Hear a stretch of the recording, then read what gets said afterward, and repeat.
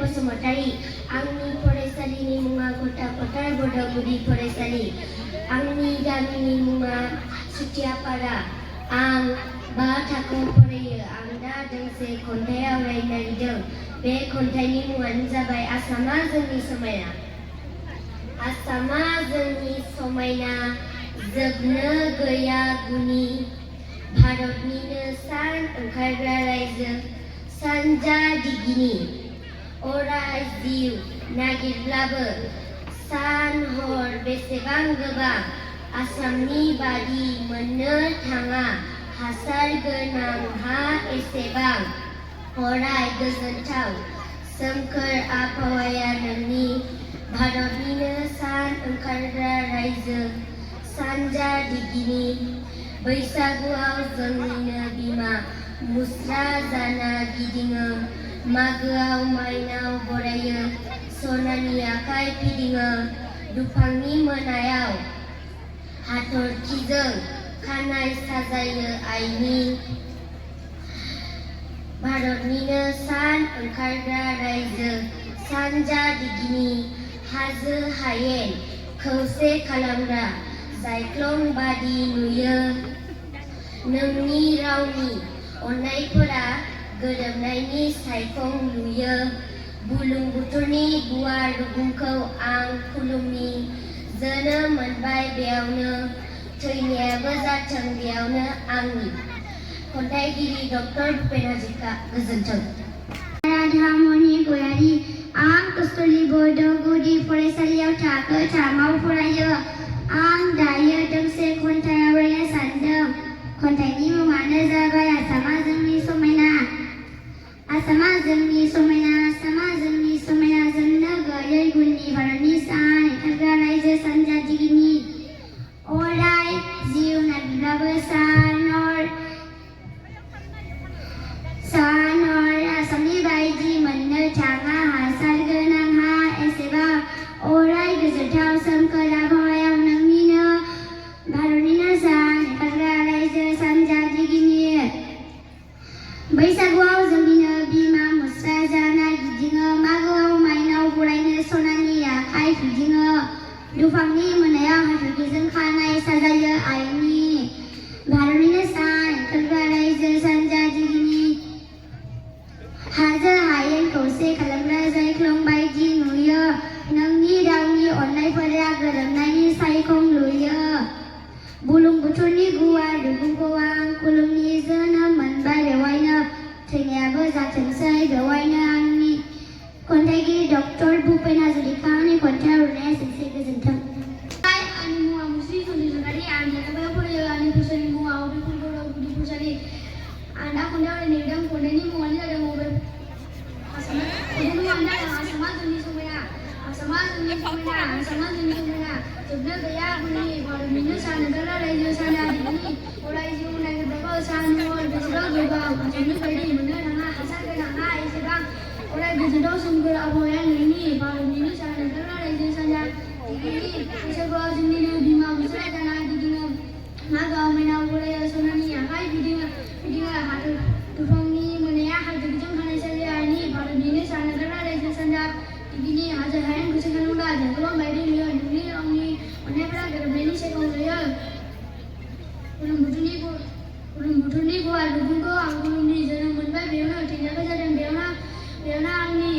खन्थाइगिरिनि मुङानो जादों डक्टर भुपेन हाजरिका आंनि खन्थाइ आवरायनाया एसेनोसै।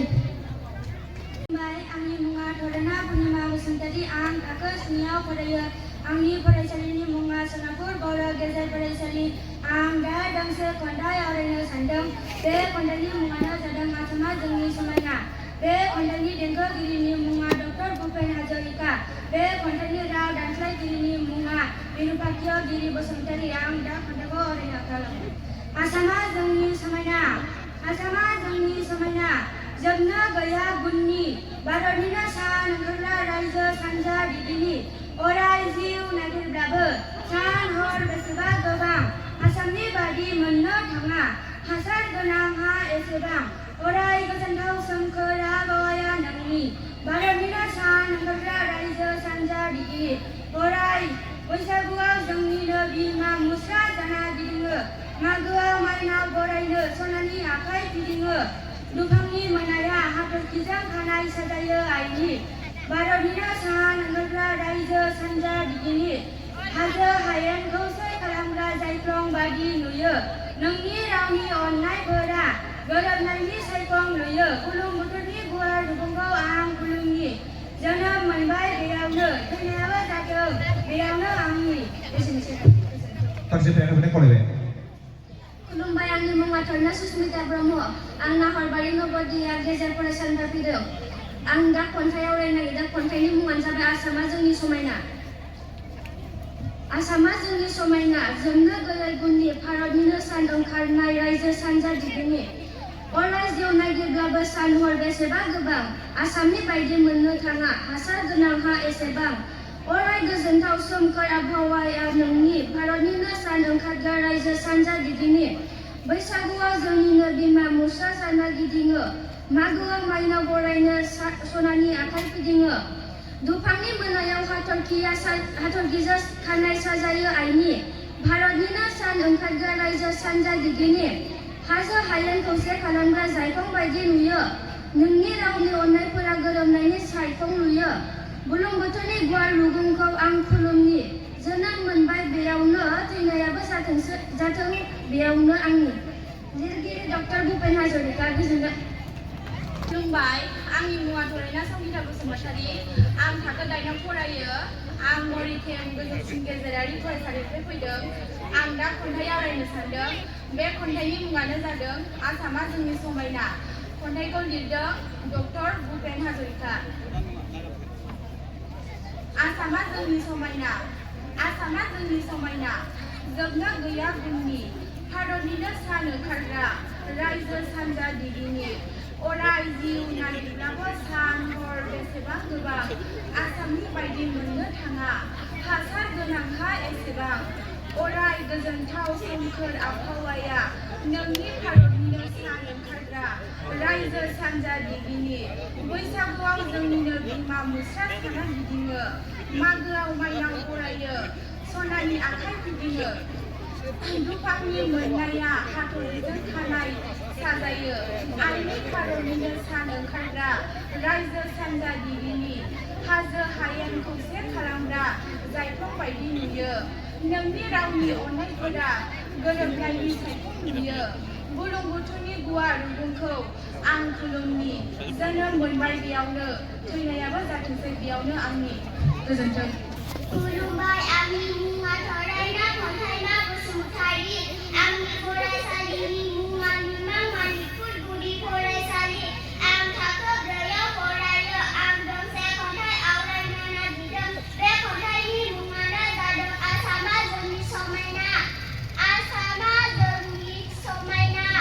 जोबनो गैया गुननि भारतनिनो सान ओंखारग्रा रायजो सानजा दिगनि अराय जिउ नागिरब्लाबो सान हर बेसेबा गोबां आसामनि बायदि मोननो थाङा हासार गोनां हा एसेबां अराय गोजोनथाव सोमखोर आबहावाया नोंनि भारतनिनो सान ओंखारग्रा रायजो सानजा दिगनि बैसागोआव जोंनिनो बिमा मुस्रा जाना गिदिङो मागोआव माइनाव बरायो सनानि आखाइ फिदिङो दुफांनि मोनायाव हाथरखिजों खानाय साजायो आइनि भारतनिनो सान ओंखारग्रा रायजो सानजा दिगनि हाजो हायेन खौसे खालामग्रा जायख्लं बायदि नुयो नोंनि रावनि अननायफोरा गोरोबनायनि सायखं नुयो बुरलुंबुथुरनि गुवार रुगुंखौ आं खुलुमनि जोनोम मोनबाय बेयावनो थैनायाबो जाथों बेयावनो आंनि खुलुमबाय आंनि खन्थाइ आवरायनाया एसेयावसो खन्थाइ देंखोगिरिनि मुङा डक्टर भुपेन हाजरिका राव दानस्लायगिरि बिरुंसारगिरि बसुमतारी गोजोनथों आंनि मुंथि दानस्राव बसुमतारी आं खानबारि बर' गुदि फरायसालियाव बा थाखोआव फरायो आं दा दोंसे खन्थाइ आवरायनो सानदों बे खन्थाइनि मुङानो जाबाय आसामा जोंनि समायना जोबनो गैया गुननि भारतनिनो सान ओंखारग्रा रायजो सानजा दिगनि अराय जिउ नागिरब्लाबो सान हर बेसेबा गोबां आसामनि बायदि मोननो थाङा हासार गोनां हा एसेबां अराय गोजोनथाव सोमखोर आबहावाया नोंनि भारतनिनो सानखोर रायजो सानजानि बैसागुआव जोंनिनो बिमा बिफा जाना गिदिर मागोआव माइनाव बरायो सनानि आखाइ फिदिङो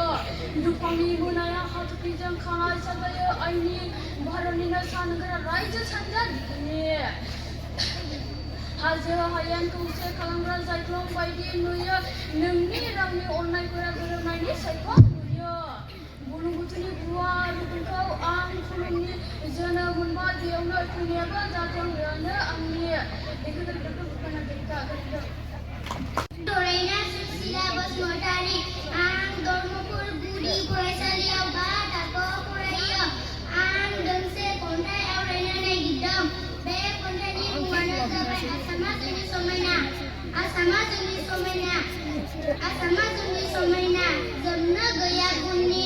भारतनिनो सानखोरा रायजो सानजा दिगिनि अराय जिउनागिरबाबो सान हर बेसेबां गोबां आसामनि बायदि मोननो थाङा हासार गोनां हा एसेबां अराय गोजोनथाव सोमखोर आबहावाया नोंनि भारतनिनो सानखोरा रायजो सानजा दिगिनि बैसागोआव जोंनिनो बिमा मुसा जाना गिदिङो मागोआव माइनाव बरायनो सनानि आखाइ फिदिङो दुफांनि मोनाया हाथरखिजों खानाय साजायो आइनि भारतनिनो सानखोरा रायजो सानजा दिगिनि हाजो हायेन खौसे खालामग्रा जायख्लं बायदि नुयो नोंनि रावनि अननायफोरा गोरोबनायनि सायखं नुयो बुरलुंबुथुरनि गुवार रुगुंखौ आं खुलुमनि जोनोम मोनबाय बेवहायनो थैनायाबो जाथों बेयावनो आंनि देंखोगिरि डक्टर भुपेन हाजरिका राव दानस्लायगिरि बिरुपाक्षगिरि बसुमतारी एसेनोसै खन्थाइ आवरायनाया गोजोन्थों आंनि मुङा मुस्रि राव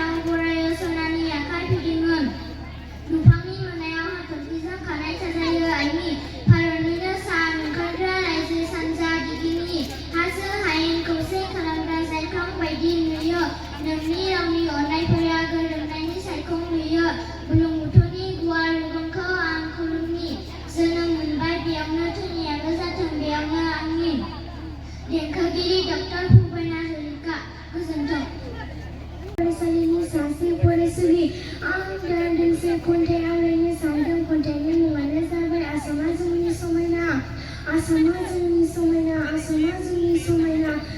भारतनिनो सान ओंखारग्रा रायजो सानजारिनि अराय जिउ नागिरब्लाबो सान हर बेसेबां गोबां आसामनि बादि मोननो थाङा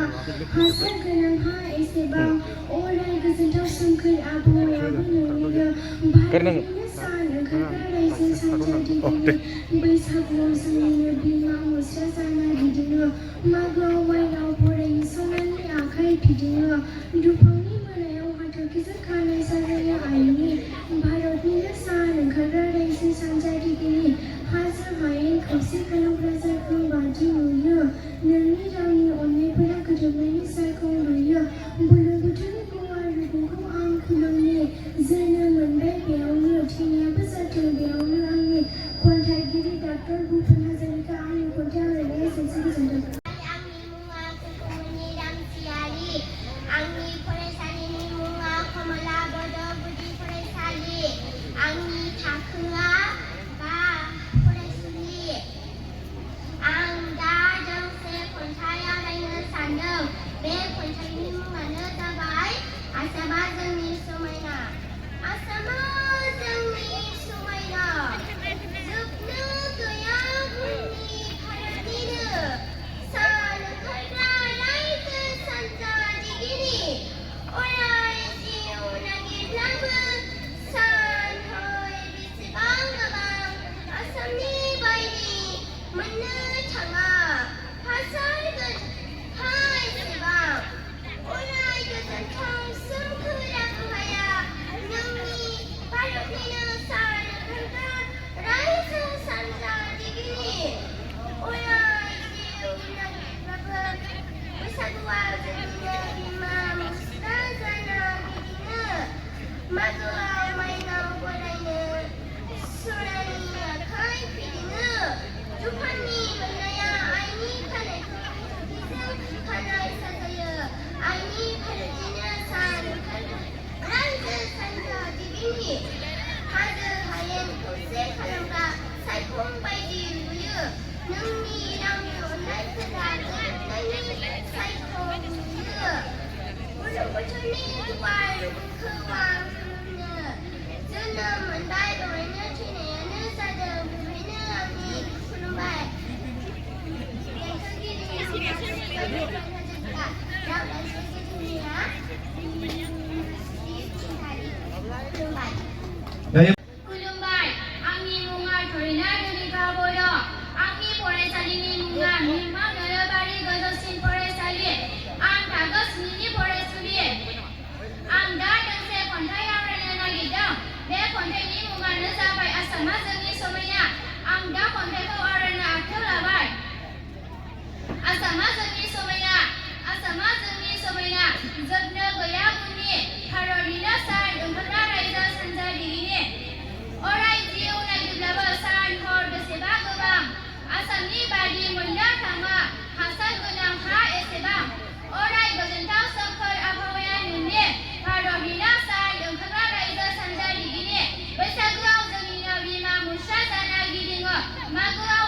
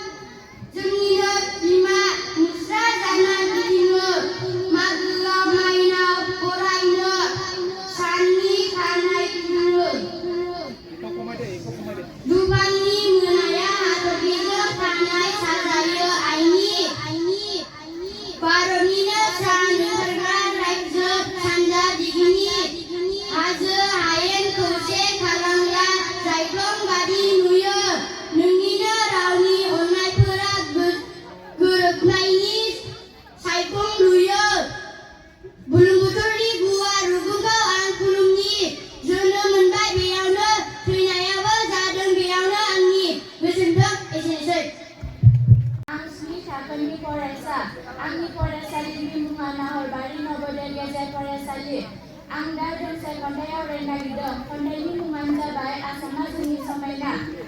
आसामा जोंनि समायना, जोबनो गैयै गुननि, भारतनिनो सान ओंखारग्रा रायजो सानजागिरिनि।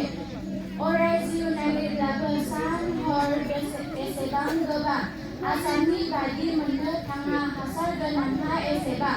अराय गोजोनथाव सोमखोर आबहावाया नोंनि, भारतनिनो सान ओंखारग्रा रायजो सानजागिरिनि। बैसागुआव जोंनिनो बिमा मुस्रा साना गिदिङो, मागोआव माइनाव बरायनो सनानि आखाइ फिदिङो। दुफांनि मोनायाव हाथरखिजों खानाय साजायो आइनि, भारतनिनो सान ओंखारग्रा रायजो सानजागिरिनि। हाजो हायेन खौसे खालामग्रा सायख्लं बायदि नुयो, नोंनि रावनि अननायफोरा गोरोबनायनि सायख्लं नुयो। बुरलुंबुथुरनि गुवार रुगुंखौ आं खुलुमनि, जोनोम मोनबाय बेयावनो, थैनायाबो जाथों बेयावनो आंनि। देंखोगिरि डक्टर भुपेन हाजरिका। गोजोन्थों। आंनि मुङा थरायना उदांस्रि दानसेयारि। आं इंराज एकाडेमि फरायसालियाव फरायो। आं 7 थाखोआव फरायो। आं दा दोंसे मनो खन्थाइ आवरायनो नागिरदों। बे खन्थाइनि मुङानो जादों आसामा जोंनि समायना। खन्थाइगिरि डक्टर भुपेन हाजरिका। आसामा जोंनि समायना, जोबनो गैया गुननि, भारतनिनो सान ओंखारग्रा रायजो सानजागिरिनि। अराय जिउ नागिरब्लाबो सान हर बेसेबा गोबां, आसामनि बादि मोननो थाङा हासार गोनां हा एसेबां। अराय गोजोनथाव सोमखोर आबहावाया नोंनि,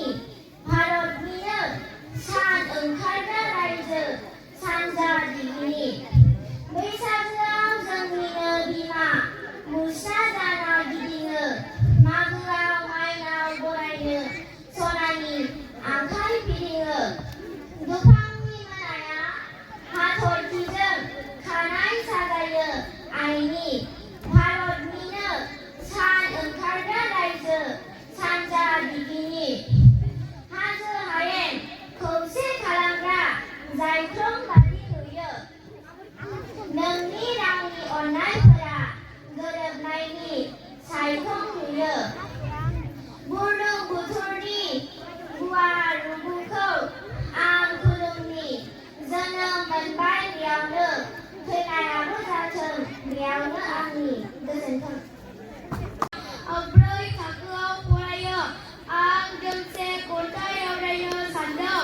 बे खन्थाइनि मुङानो जाबाय आसामा जोंनि समायना। आसामा जोंनि समायना, जोबनो गैया गुननि, भारतनि सान ओंखारग्रा रायजो सानजागिरिनि। अराय जिउ नागिरब्लाबो सान हर बेसेबां गोबां, आसामनि बादि मोननो थाङा हासार गोनां हा एसेबां। अराय गोजोनथाव सोमखोर आबहावाया नोंनि, भारतनिनो सान ओंखारग्रा रायजो सानजागिरिनि। बैसागोआव जोंनिनो बिमा मुस्रा साना गिदिङो, मागोआव माइनाव बरायो सनानि आखाइ फिदिङो। दुफांनि मोनायाव हाथरखिजों खानाय साजायो आइनि, भारतनिनो सान ओंखारग्रा रायजो सानजागिरिनि। हाजो हायेन खौसे खालामग्रा सायख्लं बादि नुयो, नोंनि रावनि अननायफोरा गोरोबनायनि सायख्लं नुयो। बुरलुंबुथुरनि गुवार रुगुंखौ आं खुलुमनि, जोनोम मोनबाय बेवहायनो, थैनायाबो जाथों बेवहायनो आंनि। गोजोन्थों। देंखोगिरि डक्टर भुपेन हाजरिका। राव दानस्लायगिरि बिरुपाक्ष गिरि बसुमतारी। मासुम नार्जारि। आंनि फरायसालिनि मुङा मिमां माणिपुर गुदि फरायसालि। आं थाखो 4आव फरायो। आं दोंसे खन्थाइ आवरायनो नागिरदों। बे खन्थाइनि मुङानो जादों आसामा जोंनि समायना। आसामा जोंनि समायना, जोबनो गैया गुननि, भारतनिनो सान ओंखारग्रा रायजो सानजागिरिनि। अराय जिउ नागिरब्लाबो सान हर बेसेबा गोबां, आसामनि बादि मोननो थाङा हासार गोनां हा एसेबां। अराय गोजोनथाव सोमखोर आबहावाया नोंनि, भारतनिनो सान ओंखारग्रा रायजो सानजागिरिनि। बैसागोआव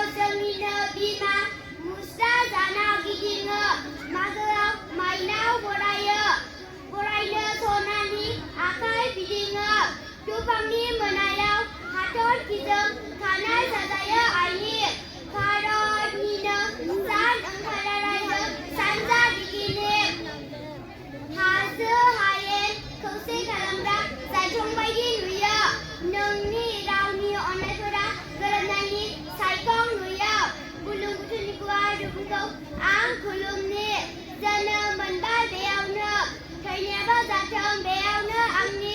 खुलुमबाय आंनि